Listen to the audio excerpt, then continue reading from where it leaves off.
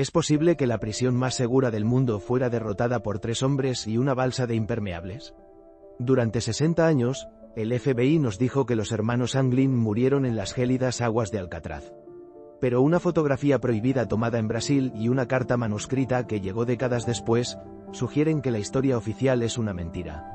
Hoy analizaremos las pruebas recientes que demuestran que John y Clarence Anglin no solo sobrevivieron, sino que lograron lo imposible: burlar al sistema y desaparecer para siempre. Bienvenidos a un viaje a las profundidades de la historia criminal más fascinante, persistente y humillante de los Estados Unidos. Durante más de 6 décadas, la isla de Alcatraz, enclavada en el corazón de la bahía de San Francisco, ha sido el símbolo máximo de la autoridad inquebrantable y el castigo definitivo.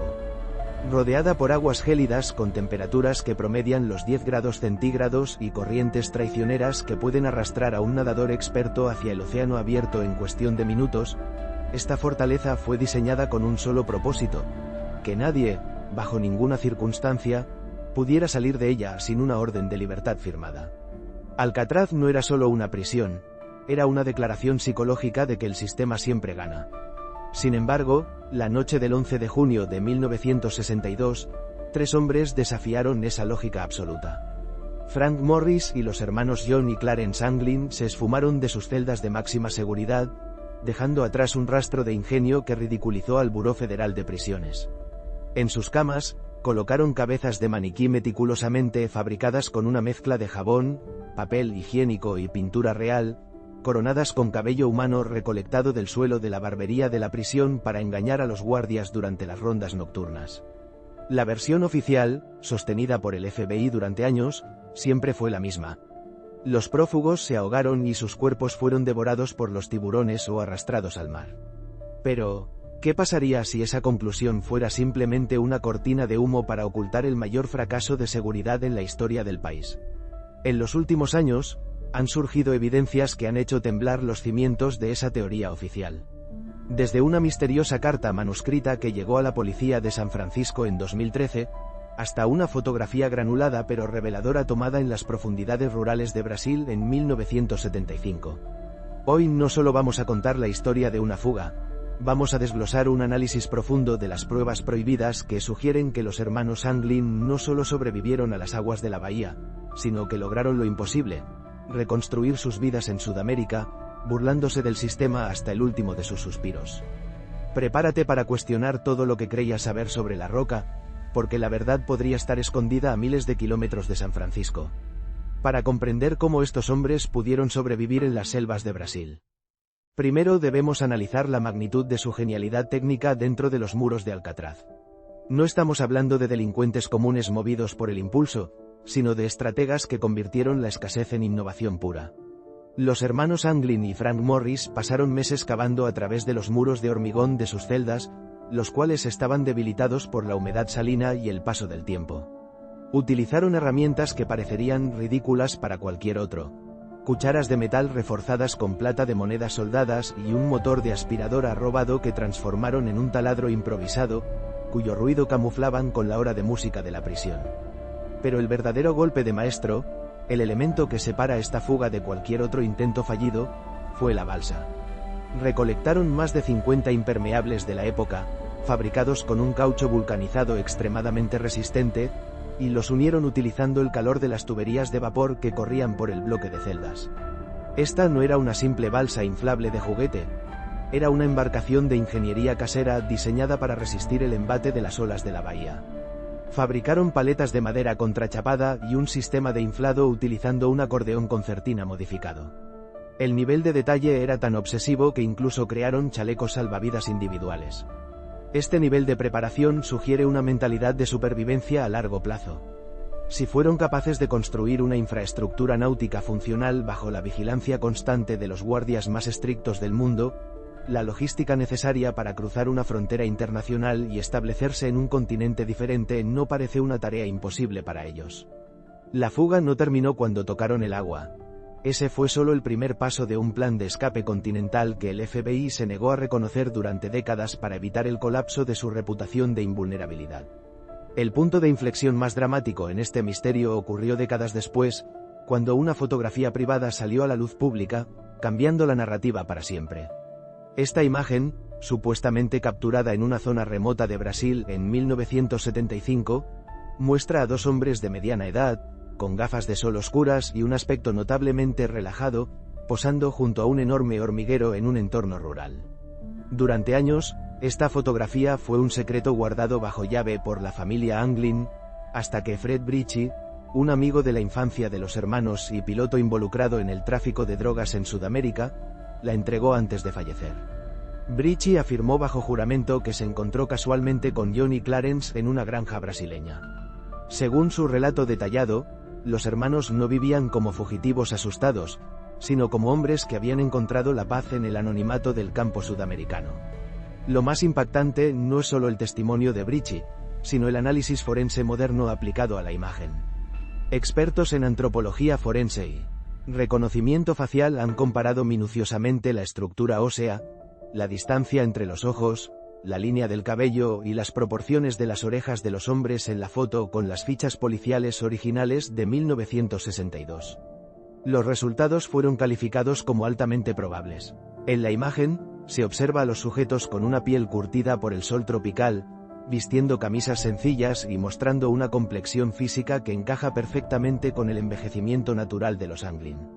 Brasil, en los años 70, representaba el refugio ideal. Un país con vastas fronteras selváticas, una burocracia que permitía obtener identidades nuevas con relativa facilidad y una falta de cooperación estrecha con las agencias estadounidenses en casos de fugitivos de larga data. Esta fotografía no es solo un recuerdo, es la evidencia visual de que el ingenio que los sacó de Alcatraz fue suficiente para mantenerlos libres en el hemisferio sur. Si la fotografía de Brasil sembró la duda, una carta recibida en el año 2013 por la policía de San Francisco terminó por dinamitar la certeza oficial del FBI. El remitente, con una caligrafía que mostraba el temblor propio de una edad avanzada, afirmaba ser el mismísimo John Anglin. El contenido de la carta era una mezcla de confesión y súplica. Mi nombre es John Anglin. Escapé de Alcatraz en junio de 1962 con mi hermano Clarence y Frank Morris. Tengo 83 años y estoy en muy mal estado de salud. Tengo cáncer, sí. Todos lo logramos esa noche, pero por muy poco. El autor de la misiva detallaba que Frank Morris había fallecido en 2008 bajo un nombre falso y que su hermano Clarence había muerto en 2011. La carta proponía un trato audaz. Si las autoridades anunciaban públicamente en televisión que solo sería encarcelado por un año y que recibiría tratamiento médico gratuito para su enfermedad, él revelaría su ubicación exacta. El FBI, al recibir esta prueba, realizó análisis de huellas dactilares, muestras de ADN y pruebas de caligrafía. Aunque públicamente declararon los resultados como inconclusos, analistas independientes señalaron que la formación de las letras y el estilo narrativo guardaban una similitud inquietante con las cartas que John escribía desde prisión décadas atrás. ¿Por qué alguien inventaría una historia tan específica, mencionando fechas de muerte que coinciden con la esperanza de vida biológica de los prófugos? La carta sugiere que, tras una vida de anonimato, el deseo de recibir atención médica y quizás el peso de la soledad tras la muerte de sus compañeros, llevaron a John a intentar un último trato con el sistema que nunca pudo atraparlo. Esta carta representa el cierre de un ciclo de resistencia que duró más de medio siglo. La familia Anglin, radicada principalmente en Florida, ha sido durante décadas el epicentro de una red de rumores y pruebas silenciosas que contradicen la narrativa del gobierno. Sus sobrinos, Ken y David Whitner, han compartido relatos que sugieren que la comunicación con los prófugos nunca se cortó del todo. Durante años, la madre de los Anglin recibió flores sin tarjeta cada Día de las Madres, un gesto que comenzó inmediatamente después de la fuga y que se mantuvo constante hasta su fallecimiento. Pero el evento más perturbador ocurrió durante el funeral de la madre. Testigos presenciales y miembros de la familia describieron la aparición de dos mujeres desconocidas, vestidas con ropas pesadas, pelucas y un maquillaje tan denso que parecía una máscara.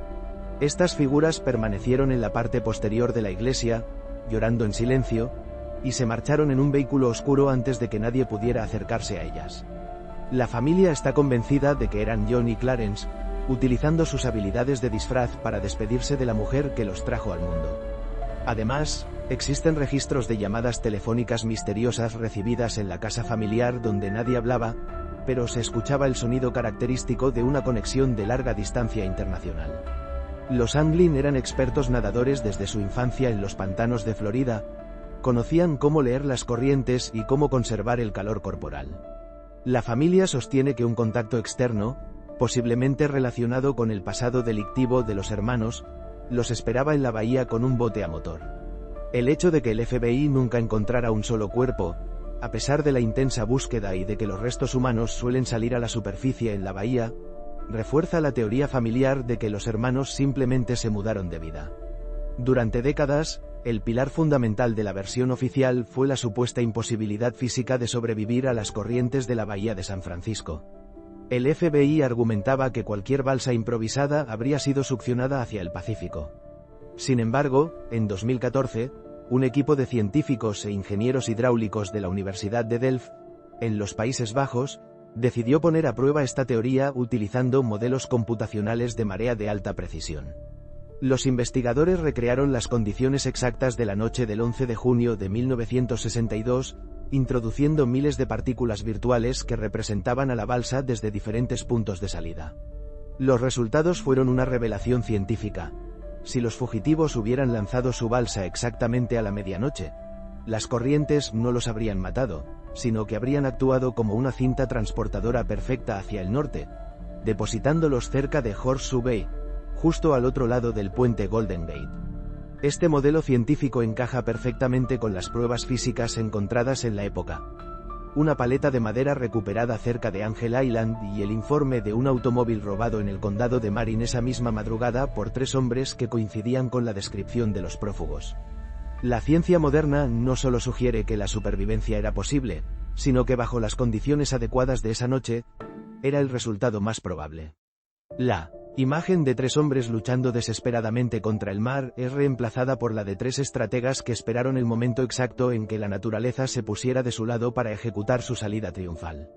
Mientras que las pruebas en Brasil se centran principalmente en los hermanos Anglin, el destino de Frank Morris, el supuesto cerebro de la operación, sigue siendo el eslabón más enigmático de la cadena.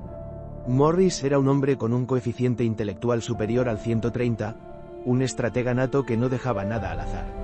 Según la carta de 2013, Morris murió en 2008, pero a diferencia de los Anglin, no existen fotografías claras de él en Sudamérica.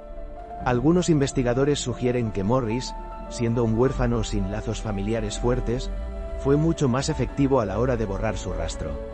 Mientras los Anglin mantenían un contacto sentimental con su familia en Florida, Morris pudo haber desaparecido por completo en la inmensidad de una metrópolis como Sao Paulo o incluso haberse trasladado a Europa.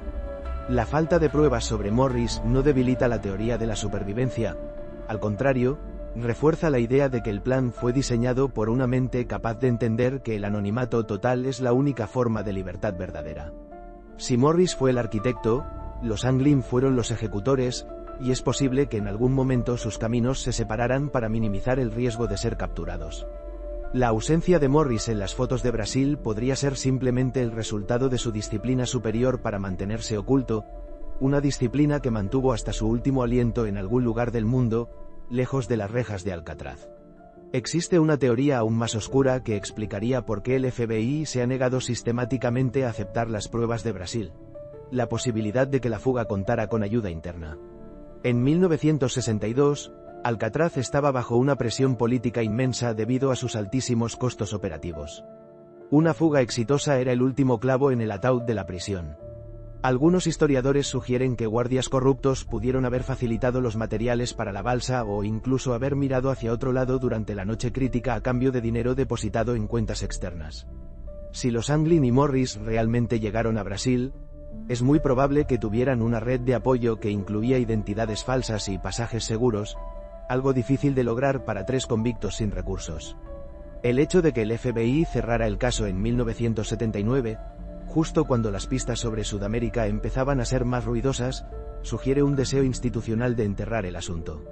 Admitir que los fugitivos estaban vivos en Brasil no solo significaba admitir que Alcatraz era vulnerable, sino que el sistema de justicia estadounidense había sido burlado durante décadas por hombres que supuestamente no tenían educación formal.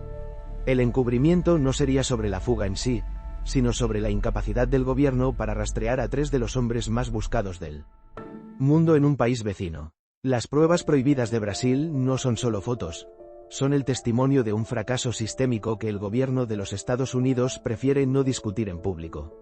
La fuga de Alcatraz no solo dejó un vacío en los registros del FBI, sino que se convirtió en una piedra angular de la cultura popular, inspirando películas, libros y documentales que intentan descifrar lo que las autoridades no pudieron. Esta obsesión colectiva nace de la idea romántica del hombre contra la máquina, del individuo que, armado solo con su ingenio, logra vencer a un sistema diseñado para aplastarlo. Sin embargo, más allá de la ficción, la búsqueda real nunca se ha detenido. Los US Marshals, encargados de capturar a los fugitivos federales, han heredado un caso que se niega a morir. Cada pocos años, surge un nuevo avistamiento, una nueva pista en un país lejano o un análisis de ADN de restos óseos encontrados en la costa que termina siendo negativo. Esta búsqueda eterna es alimentada por el hecho de que, si los Anglin están vivos, hoy serían hombres de más de 90 años. La posibilidad de que sigan respirando el aire de la libertad es lo que mantiene a los investigadores revisando archivos amarillentos. La fuga de 1962 es el recordatorio constante de que, mientras no haya un cuerpo, no hay una conclusión. Y mientras no haya una conclusión, la leyenda de los hermanos Anglin en Brasil seguirá creciendo, desafiando la lógica de la justicia y alimentando la esperanza de que, a veces, los que escapan realmente logran quedarse fuera para siempre. Al final del día, la historia de los hermanos Anglin nos obliga a confrontar una pregunta incómoda. ¿Qué valor tiene la verdad oficial frente a la evidencia física y científica? Si aceptamos que John y Clarence sobrevivieron, debemos aceptar también que el sistema de prisiones más temido del mundo fue derrotado por la voluntad humana. La roca no era inexpugnable. Era simplemente un desafío que requería el nivel adecuado de paciencia y desesperación. Las fotos de Brasil no son solo imágenes granuladas de 2 hombres envejeciendo, son trofeos de una victoria silenciosa. Representan la posibilidad de que, en algún lugar del vasto interior brasileño, 2 ancianos compartieron historias sobre una noche fría en San Francisco mientras el mundo entero los daba por muertos. Esta narrativa de supervivencia es el último acto de rebeldía contra un estado que quería borrarlos de la existencia. Ya sea que murieran en el agua o en una cama en Sudamérica, los Anglin ganaron en el momento en que su historia se convirtió en un mito que nadie puede ignorar. Pero hay un detalle que nunca fue explicado en ningún informe oficial, uno que no aparece en los reportes del FBI ni en los análisis públicos de la carta. Cuando revisé la copia digital de la misiva de 2013 encontré una discrepancia mínima en la estructura del documento. La fecha escrita a mano no coincide con el registro de recepción, pero eso no es lo inquietante. Lo verdaderamente extraño es una línea específica en el contenido, una referencia breve a la muerte de Clarence Anglin, mencionada con precisión, con una fecha exacta, una que en ese momento no había sido confirmada públicamente ni registrada en ningún archivo accesible. Verifiqué múltiples fuentes, revisé archivos médicos, obituarios, registros civiles en distintos países, y la confirmación de su fallecimiento apareció años después de que la carta fuera recibida, no antes, lo que significa que quien escribió esa carta no solo afirmaba haber escapado. Estaba documentando eventos que aún no habían ocurrido oficialmente. Intenté rastrear el origen del documento, pero los metadatos no coinciden. La copia digital presenta modificaciones que no fueron registradas en el sistema, como si hubiera sido abierta y alterada en un entorno que no deja huella, y hay algo más, algo que no aparece en las versiones filtradas al público, una línea final que no estaba en la transcripción original, una línea que apareció después, al revisar el archivo por segunda vez, como si hubiera sido añadida, no por un editor, sino por alguien que sigue teniendo acceso al registro, una frase corta, escrita con la misma caligrafía, el mismo pulso tembloroso, pero con una intención distinta, no dirigida a las autoridades, ni a la familia, ni a nadie dentro de la investigación, sino a quien estuviera leyendo el documento en ese momento, una advertencia que no forma parte de la historia oficial, ni de la fuga, ni de Brasil, y que no estaba ahí la primera vez que abrí el archivo. Si estás leyendo esto, es porque nunca dejamos de estarlo.